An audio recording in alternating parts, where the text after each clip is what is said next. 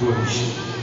Se nós analisarmos o mesmo capítulo, no versículo 6, João traz a receita, o antídoto para os últimos dias, quando ele diz, no versículo 6 do mesmo capítulo, João diz que bem-aventurado e santo são aqueles que fazem parte da primeira ressurreição, pois sobre esses não tem poder a segunda morte, mas serão sacerdotes de Deus e reinarão com ele por 1000 anos.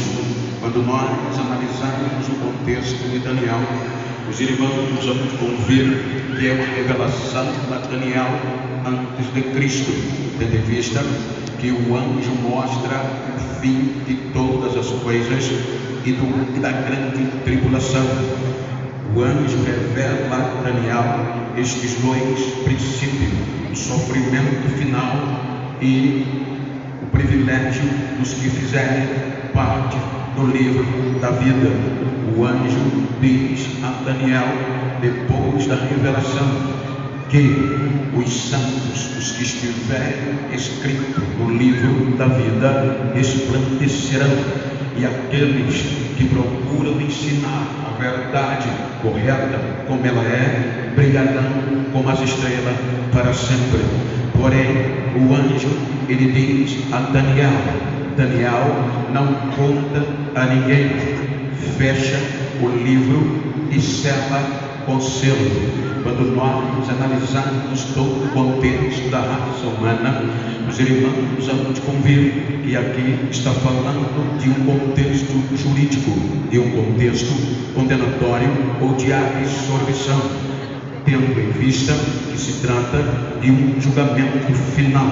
Se nós analisarmos a história como um todo, os irmãos vão convir que a maioria dos teólogos, eles afirmam que o pecado de Lúcifer e da terça parte dos anjos caídos aconteceu antes do capítulo 1 do Gênesis, quando Lúcifer ele cai e a Bíblia diz com ele uma terça parte dos anjos, e eles foram julgados direto, sem direito a recursos, sem direito a habeas corpus. E a Bíblia diz que os anjos caídos foram presos no abismo, na escuridão, reservado para os últimos, para o fim, para o juízo final.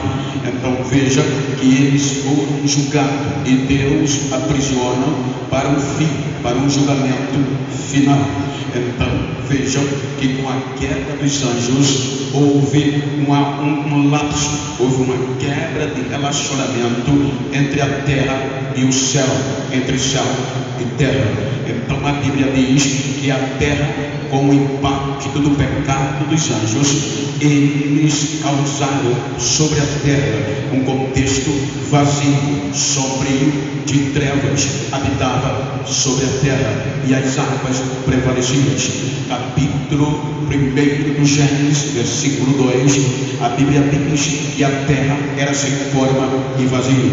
Então Deus resolve recomeçar, restaurar para a terra voltar o adorar.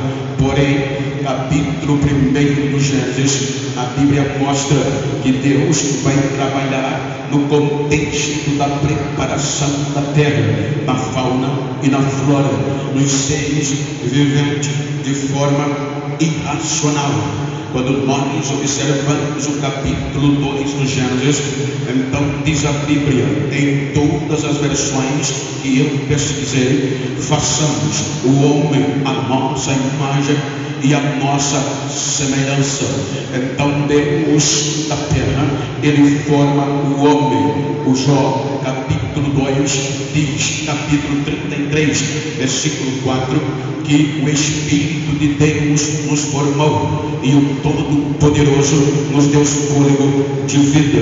O interessante é que o homem é criado por Deus de forma tricotômica: corpo, alma e espírito. O espírito é dado ao homem, segundo um conceito teológico, como um coletor de informação.